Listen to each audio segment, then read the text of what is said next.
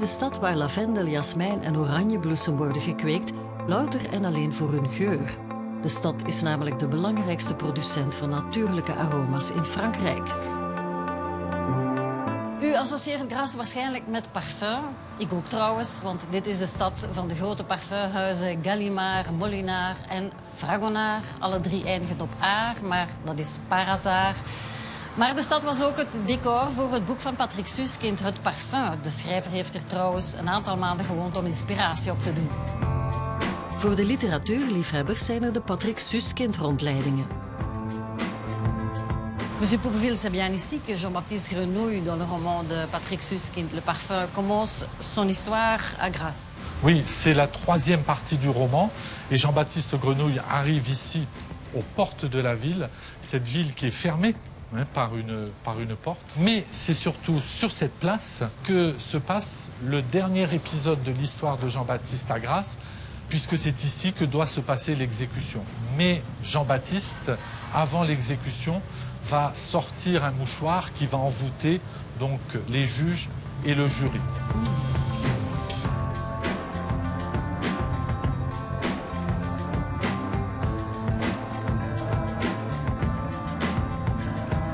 C'est sur cette place que Jean-Baptiste va venir chercher du travail. Quand il arrive à Grasse, la première odeur qu'il va sentir, c'est l'odeur du cuir. Et c'est sur cette place que les tanneurs se sont installés déjà depuis le XVIe siècle. Et sous les arcades, ils auront leurs boutiques et leurs ateliers. Donc, comme l'écrit Patrick Suskind, il régnait sur cette place une odeur si âcre que plus d'un visiteur en avait l'appétit coupé. C'est-à-dire que c'est du cuir qui va donner aussi naissance à une autre activité à Grasse, c'est la ganterie. On va donc fabriquer des gants en cuir et comme ces gants, eux aussi, ne sentent pas bon, on va les parfumer. Et comme ça, on a commencé à faire des parfums. C'est comme ça qu'on a les différentes corporations jusqu'au maître parfumeur de Grasse.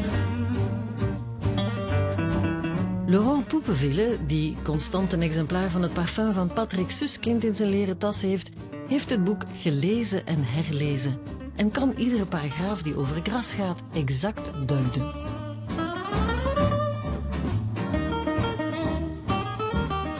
Alors cette place du Puy où l'on voit donc la tour de l'évêque et la cathédrale sont des lieux très importants dans le roman de Patrick Suskind.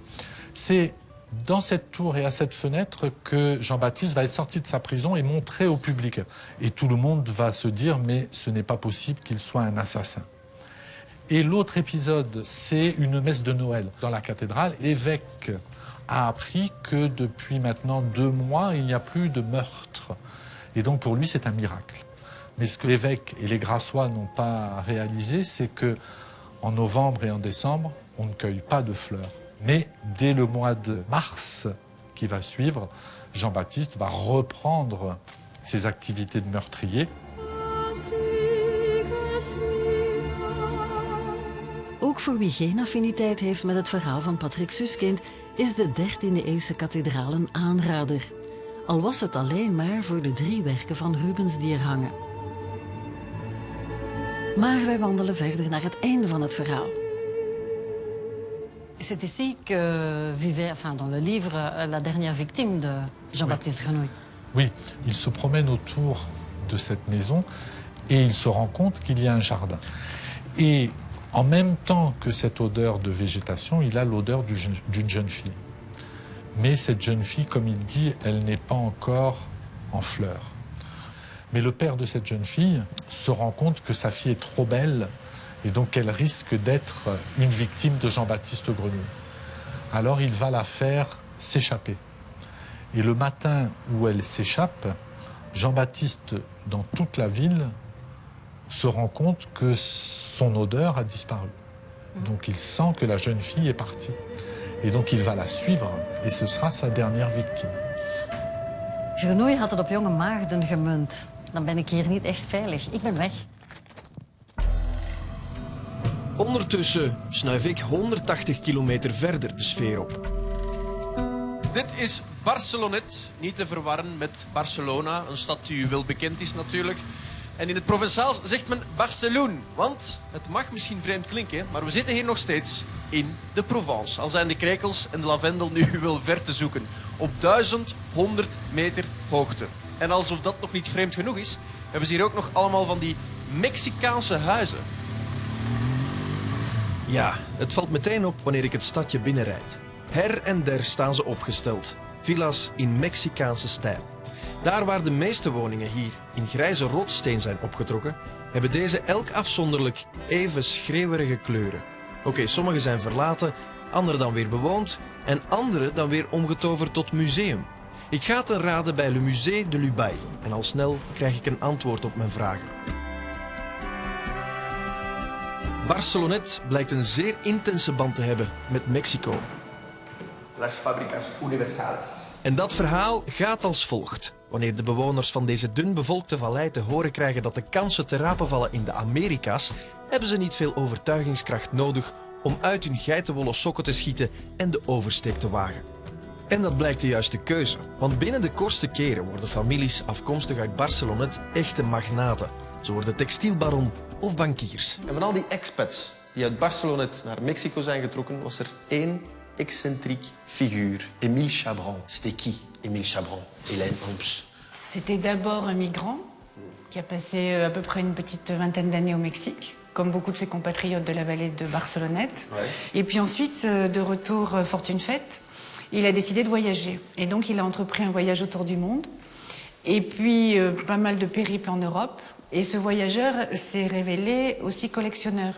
Donc ces voyages ont été l'occasion de découvrir les autres cultures. Et du coup, il a rapporté dans ses valises des tas d'objets. Et il a constitué en rentrant, à côté de sa maison, un petit musée. Et en fait, il y a installé son cabinet de curiosité. Oké, dit moet echt wel het laatste zijn waar ik aan dacht toen ik de Provençaalse Alpen binnenreed. Een rariteitenkabinet.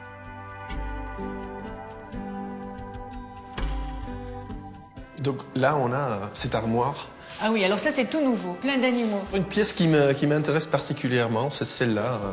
Il s'agit de quoi? C'est un poisson, je ne connais pas tellement. C'est une pièce qui a été fabriquée par les pêcheurs d'Asie. Et en fait, c'est des objets composés avec un corps plus ou moins anthropomorphe et une queue de poisson. C'était un peu un Indiana Jones avant la lettre, quand même. Ah mais tout à fait. Et un type épatant, intéressant, qui parlait plusieurs langues, qui a laissé un testament et il dotait les jeunes gens de sa vallée de prix pour ceux qui apprendraient les langues étrangères. Donc il s'est suicidé en 1893 à l'âge de 50 ans. Et quand il a laissé son testament un an avant, il avait même imaginé se faire enterrer dans un tombeau qui était quasiment la réplique du Taj Mahal, qu'il avait particulièrement aimé lors de son périple là-bas. Voilà, donc c'était vraiment un type... Enfin, tout le monde aurait adoré avoir ce monsieur comme grand-père ou grand-oncle. Als je jezelf dus afvraagt waar Hergé en eventueel George Lucas de mosterd haalden voor zowel Tintin en Indiana Jones, hier, Barcelonet.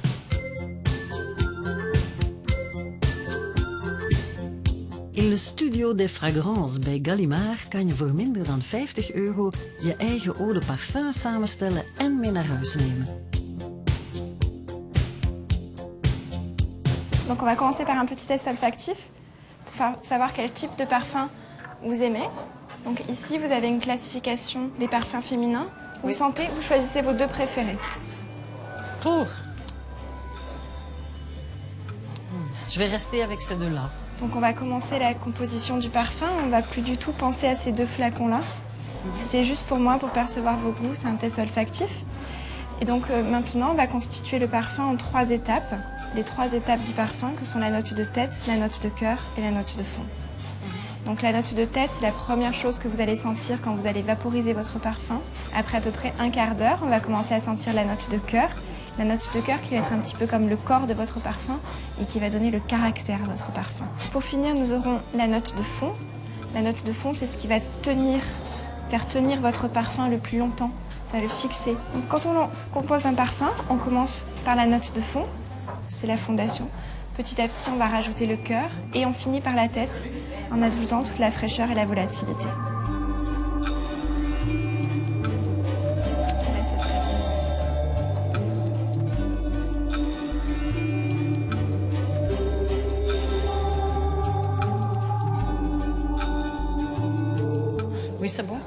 fait, vous aimez les fleurs, donc il faut rester dans des notes florales.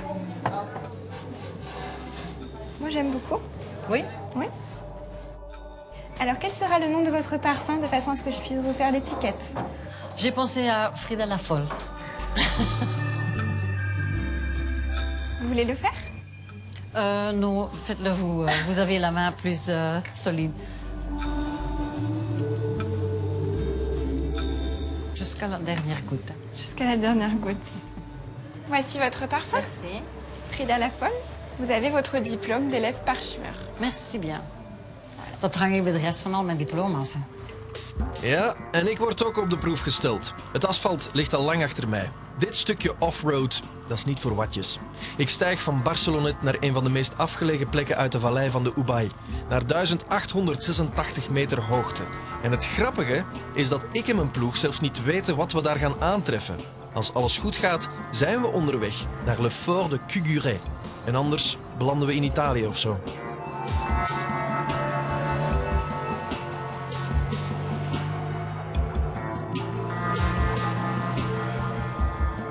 En jawel, we hebben het gevonden.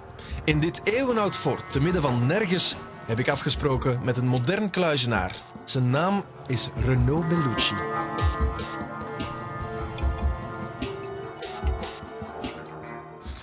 Onze vriend had gezegd, een half uur op een zandweg. Hij had niet gelogen. Potverdikke zeg. Wat was dat?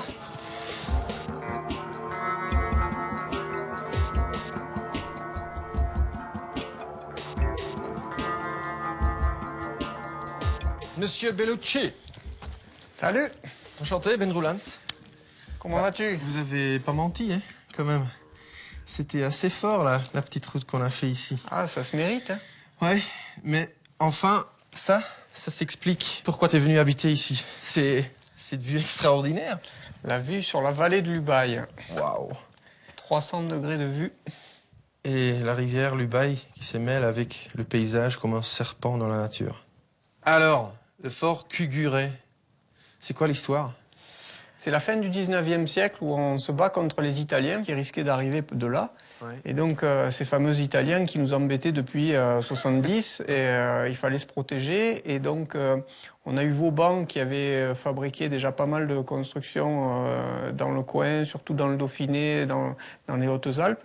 Et nous, dans les Alpes de Haute-Provence, il n'y en avait pas trop de fortifications. On avait deux raisons de construire ces forts. La première, c'est de se protéger, et la deuxième, de communiquer. Donc le fort de Cuguret servait à un poste de signalisation un peu, c'est ça? Voilà, tout à fait. En fait, c'était un relais optique, puisque les forts communiquaient par des signaux optiques à cette époque-là. Et donc, on a un poste optique qui est là-haut, au sommet de la montagne. Ah bon, il est toujours là? Voilà, il est toujours là. Il est à 2526 mètres, donc c'est le poste B de Cuguret, qui communique avec une autre batterie qui est à Dormuse, à 43 km. Mais on pouvait aller jusqu'à 80 km avec ce système de signalisation optique. Donc, c'était des lumières qui faisaient du morse, des points, des traits. Et donc, on s'envoyait des petits signaux lumineux pour dire que la soupe était prête le soir. Zo stilaan dringt het tot me door waarom hij hier woont. Maar helemaal duidelijk is het toch nog niet. Et Renaud, ça fait combien d'années que t'habites ici alors? Ça va faire 10 ans dans un mois. 10 ans? T'es un ermite, moderne. L'ermite du fort de Cuguret, ouais. Ça se fait comment? L'histoire, c'est qu'au bout d'un moment, on en a un peu marre de la société telle qu'elle est aujourd'hui. Et on décide d'un peu de se retirer. C'est pourquoi que t'es venu ici, pour vivre comme un ermite? En 1987, j'avais 16 ans. Et donc, je suis venu voir l'ancien propriétaire en moto. Et puis, comme toi, d'ailleurs, on est arrivé au fort. Et il y avait une corde d'alpinisme qui était en travers de la piste pour barrer le chemin, pour pas que les gens viennent l'embêter. Puis on est reparti le soir. Les copains sont partis devant. Et moi, j'ai complètement oublié la corde, en fait. Donc, je suis arrivé devant la corde avec la tête tournée parce que je regardais derrière. Et puis, donc, la corde est montée sur mes bras. Elle m'a attrapé le casque. Elle m'a cassé le casque. Non. Elle m'a arraché le casque. Je suis parti en l'air. Et donc, j'ai atterri par terre, la tête la première. Et donc, j'ai fait 3 jours de coma avec 18 jours d'hôpital. Et j'ai réussi à m'en sortir. Survivre. Et en fait, je me suis dit que si j'étais pas mort à cet endroit-là, c'est que peut-être je devais y vivre. Et donc, j'ai vendu ma maison pour acheter le fort. Wat je niet doodt, maakt je sterker. En in de vallei van de Verdon wordt dat al helemaal duidelijk. Ik ga Renaud gelijk moeten geven. Het is hier fantastisch.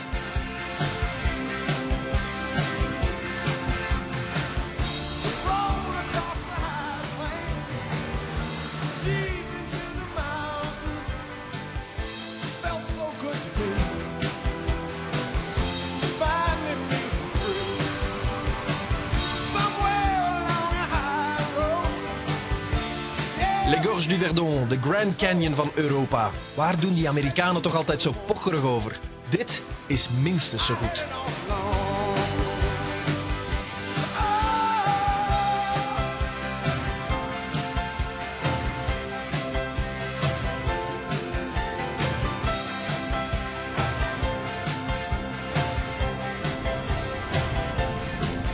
Onderweg naar Moustier Sainte-Marie vraag ik me af of ik niet al te enthousiast heb rondgespoten met mijn nieuwe parfum.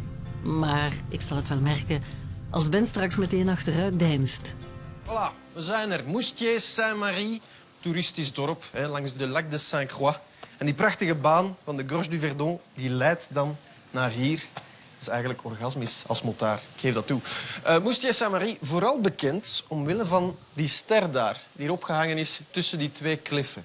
Opgehangen door een tempelier die zo blij was dat hij de kruisvaarten overleefd had, dat hij dat wilde vieren met een ster. Het is me trouwens een raadsel hoe ze erin geslaagd zijn om die ster daarboven te hangen. Wat me nog een raadsel is waar blijft Frida? Want we hadden hier afgesproken. Maar ja, de knapste vrouwen die laten meestal op zich wachten, zeker.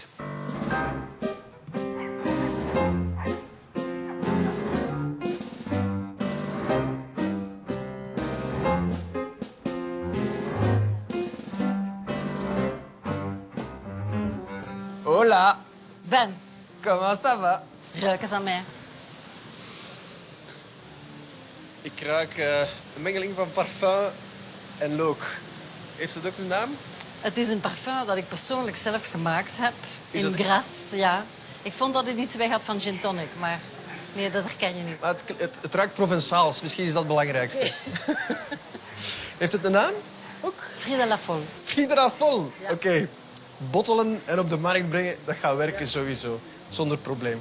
Amuseert u wat? Ja, ik vind het heel plezant. Je hebt al kleur gekregen en zo. Dat ook al. Je ziet er goed uit, als ik Dank dat mag u. zeggen. Echt waar. Ik heb net een van de mooiste wegen ter wereld gereden. Les Gorges du Verdon. Prachtige Grand Canyon van Europa. En ik heb een kluizenaar ontmoet. Ondertussen overweeg ik een kluizenaarsleven, maar ik ben er nog niet helemaal uit. Enfin, we kunnen vanavond nog wat praten, want we slapen samen. Ja, Zo dat is is het. waar. Frida en ik zakken af naar Oops, omdat we daar overnachten bij het Belgische koppel Cindy en Dieter. Hun chambre d'hôte heet Alegria, wat zoveel betekent als plezier. Dat komt hier in kannen en kruiken, denk ik dan. Dieter, Cindy, met lege handen toekomen, dat is niks voor ons. Dus we hebben een cadeautje meegebracht. Côte de Provence, Miraval. En als je de kleine lettertjes leest, het is van uw buren. Angelina Jolie, Brad Pitt. Wauw. Wel jammer dat ze het zelf niet komen afgeven zijn, hè? Dat is waar. Maar ze maken die wijn zelf. Ongelooflijk, hè? Ik geloof het niet. Cindy, de Provence, dat is Ménherbe, dat is de Vaucluse. Dat is een heel uitgestrekte regio. Waarom zijn jullie naar Oops gekomen? De Vaar als departement is inderdaad echt niet zo toeristisch en niet zo gekend als de Luberon, Vaucluse en dergelijke meer. Maar we zijn eigenlijk gestart toevallig hier in het dorpje Lorge. En een beetje op buikgevoel af zijn we helemaal richting Spanje, terug helemaal richting Italië gereden. En hier zijn we gestopt omwille van een beetje de eenvoud en de pracht van de natuur. In combinatie met de authenticiteit van het dorpje. Dus je durft zeggen dat het nog onontgonnen terrein is of was? Onontgonnen zou ik niet zeggen. Het blijft gewoon veel minder toeristisch. En het is heel ongerept. Dieter, ik heb thuis ook wel wat bomen staan, maar is dat veel werk, zo'n olijfgaard? Ja, je bent er toch een tijdje mee bezig. 2 piekperiodes, zo, maart, april, dat is de snoei. En dan tussendoor nog wat we nu aan het doen zijn, eigenlijk de scheuten uitdoen. Want die nemen al het water weg. Je kan eens proberen, het brood van het huis en onze Ja? olijfolie van 2013. Dat is echt pure extra vierge olijfolie. Ik hoop dat je het lekker vindt. Ja, dat is heel lekker. Had nog een beetje zout bijgemogen, maar enfin. Kunnen we halen. De Vaar is trouwens ook het groenste departement van heel Frankrijk. En ook omdat ze heel streng zijn op vlak van alles van vergunning om te bouwen. Maar dat maakt ook wel dat het heel mooi blijft. Uw gasten, als die hier vertrekken, Wat moeten ze dan zeker gezien hebben? Er zijn de dorpjes in de omgeving, dus Alp zelf is heel mooi. Dan heb je ook nog Tourtour, er is Cotignac-Moustier. Dat zijn echt hele mooie, echte Provençaalse dorpjes. En dan wat het mooiste is van al, dat is eigenlijk het meer. Dat is de Lac de Sainte-Croix. Le Lac de Sainte-Croix. Daar waar de rivier de Verdon de canyon verlaat, vind je een waar paradijs. Een plek waar je onthaald wordt door lachende zwemmers en hijgende snorkelaars.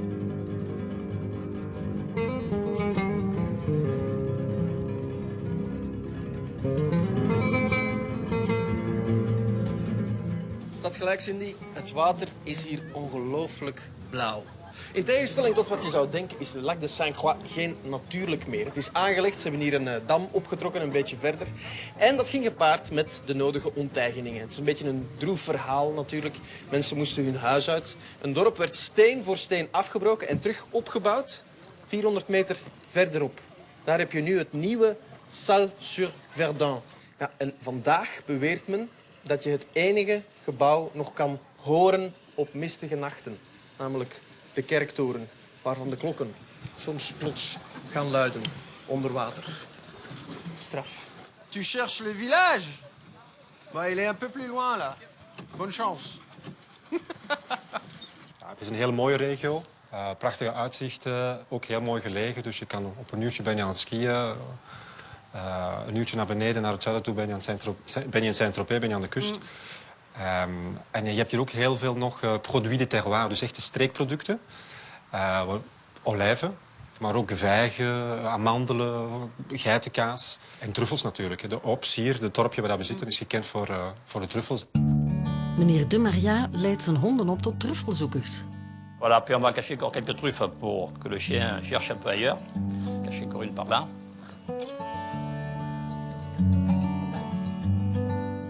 Monsieur De Maria, c'est quand exactement la saison des truffes?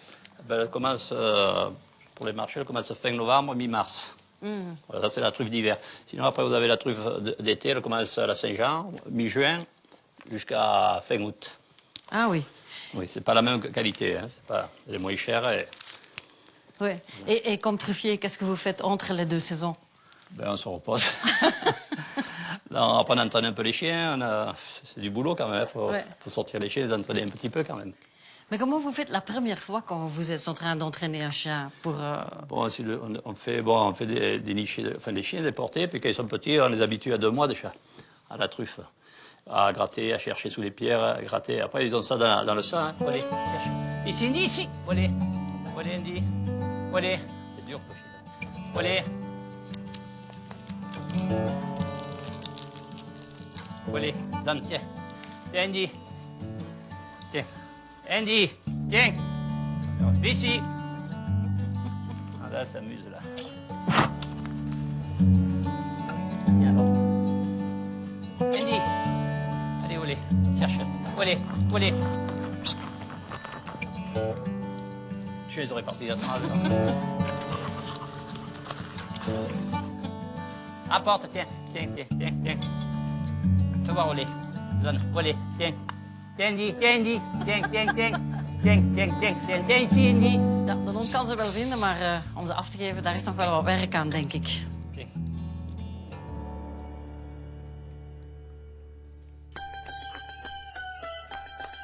We eindigen de dag in het Café du Midi in het stadje Baudoin, waar chef Bernard ons lekker maakt voor zijn Provençaalse keuken. Pour vous, une soirée provençale complète, c'est quoi? C'est d'abord une partie de boules avec un pastis. Oui, Mais où oui. le pastis? C'est une partie de boules avec le pastis. Ouais. Et après, cela dépend de la saison. Si nous sommes en été, du poisson, c'est merveilleux. Ça peut être une bouillabaisse, ça peut être un aïoli. Si nous le faisons en hiver vers Noël, c'est ou le gibier ou la daube de bœuf provençale.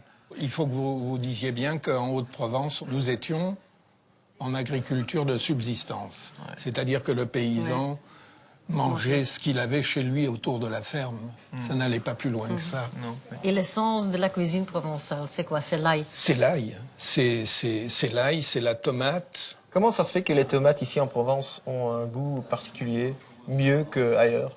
Parce qu'on est en Provence.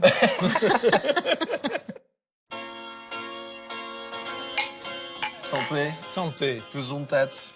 En volgende week laat ik Frida weer achter. Ik ben een geroutineerd gezelschap. En reizen wij verder op weg naar onze eindbestemming, Menton. Tot volgende week. Zoals altijd, één adres voor alle informatie, 1.be, /Vlaanderen Vakantieland.